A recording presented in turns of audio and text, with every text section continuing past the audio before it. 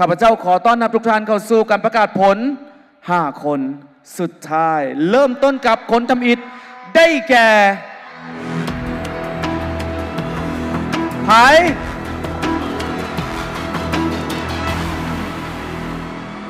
อุดมไซ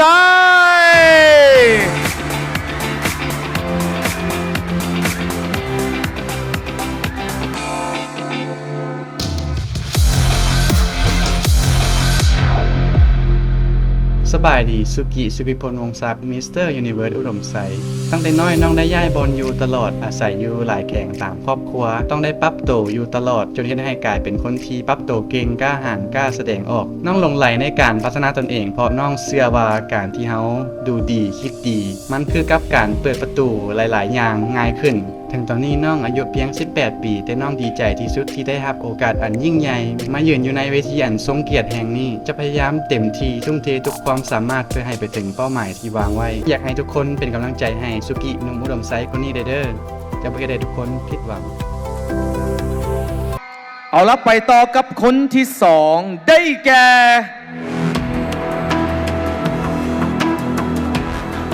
่ไผ่สวรรณเขต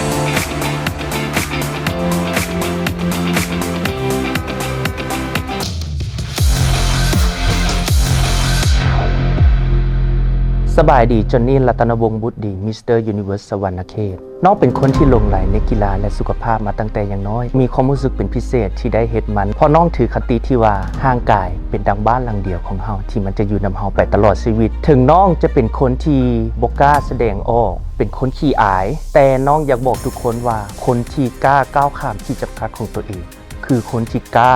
ที่จะเขียนเส้นทางเดินชีวิตของตัวเองใหม่ในโลกนี้บ่มีอย่างสมบูรณ์แบบทุกอย่างล้วนแต่เป็นอุปสรรคที่เฮ็ดให้เฮาก้าวข้ามและเติบโตอยู่ตลอดเวลาสุดท้ายน้องอยากฝากถึงทุกคนเชียร์และให้กำลังใจน้องเด้อถึงน้องจะบ่แม่นคนสวรรค์มาตั้งแต่กำเนิดแต่น้องจะเฮ็ดให้เต็มที่ที่สุดให้สมกับเป็นตัวแทนแขวงสวรรณเขตสวรรณเขตรางวัลต่อไปจะเป็น Popular Vote ไผ่ที่จะได้เป็นมิสเตอร์ป๊อปปูล่าโหวตซึ่งได้รับเงินสดมูลค่า5 ล้านกีบจากบริษัท 78 Creation จำกัดผู้เดียวบริษัทข้าพเจ้าเองจะได้รับสายสะพายและรางวัลเงินสดเนาะซึ่งผู้ที่เป็นป๊อปปูล่าโหวตคือแฟนอยู่ทางบ้านโหวตให้สูงที่สุดคะแนน 3,000 กว่าคะแนนมิสเตอร์ป๊อปปูล่าโหวตได้แก่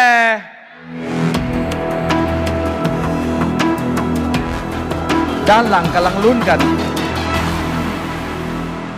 ไสยบุรี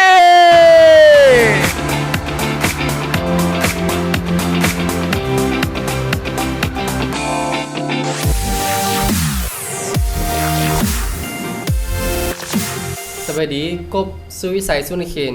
มิสเตอร์ยูนิเวิร์สไสยบุรีจากเด็กน้อยคนหนึ่งหางจอยหางดำเป็นคนขี้อายและบ่มีเป้าหมายในชีวิตพ่อเงินแม่ใช้ชีวิตไปวันๆแต่ว่าน้องได้ข้ามผ่านสิ่งเหล่านั้นมาย้อนว่าการเสียพ่อน้องเป็นคนมีความมีหูนำสูงและเป็นคนนักแน่นน้องเลยคิดว่าน้องจะอยู่แบบเก่าบ่ได้น้องต้องเปลี่ยนแปลงเลยพยายามพัฒนาตัวเองให้ดีขึ้นทุกๆด้านและตั้งเป้าหมายศรัทธาไปกับมันน้องได้พยายามดูแลตัวเองให้ดูดีเพราะว่าจะเป็นภายนอกหรือว่าภายในจิตใจของน้องเฮ็ดธุรกิจและหาเงินไปพร้อมและก็ได้เข้าร่วมกลุ่มพัฒนาชุมชนและเฮ็ดเวียกช่วยเหลือสังคมการมาเวทีนี้น้องมาตามหาความฝันหาชื่อเสียงจากเวทีมิสเตอร์ยูนิเวิร์สลาวเพื่อพิสูจน์ว่าน้องจะเป็นคนที่ดีเพื่อตัวเองและสังคมอย่างแน่นอน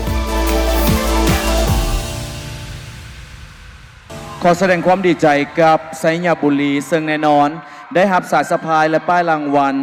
มอบโดยก้อยทานตะวันศิวิไลห้องผู้อำนวยการบริษัท 78 Creation จำกัดผู้เดียวน้องก้อยนั่นเอง Congratulations again โอเคไปต่อกันดีกว่ากับคนที่4ได้แก่ไผ่จำปาสัก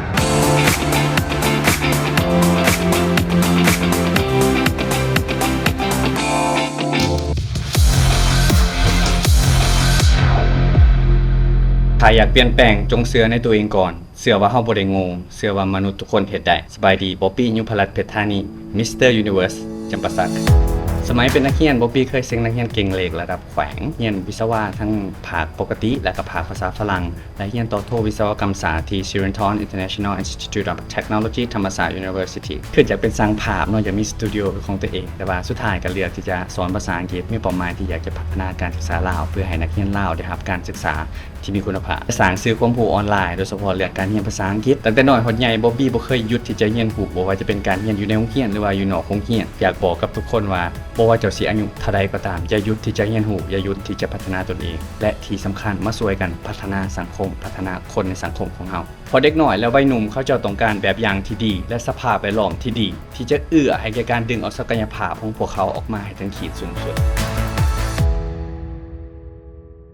ขอแสดงความดีใจครับจำปาสัก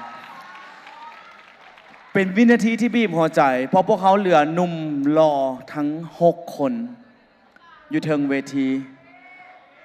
แต่ในมือไอ้ต้ามีเพียง1ลายสื่อพวกเจ้าเก่งและทรงพลังหลายขอบใจที่ห่วมเดินทางกับพวกเขาพวกเจ้ามาไก่อีหลี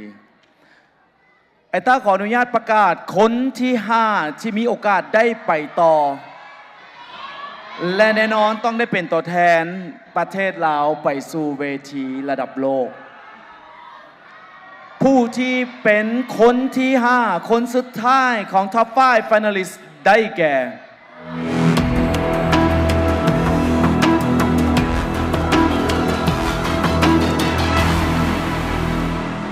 นครหลวงเวียงจันทร์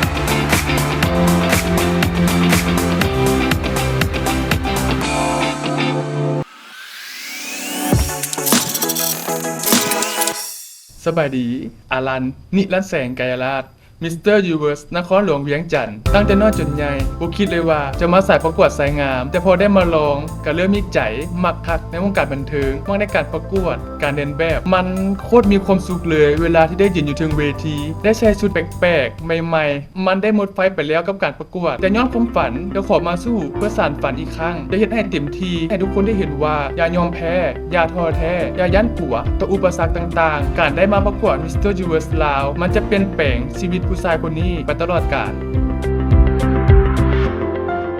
ขอแสดงความดีใจกับนครหลวงเวียงจันทร์และนี่คือ Top 5 Finalist ของ Mr. Universe ลาว 2025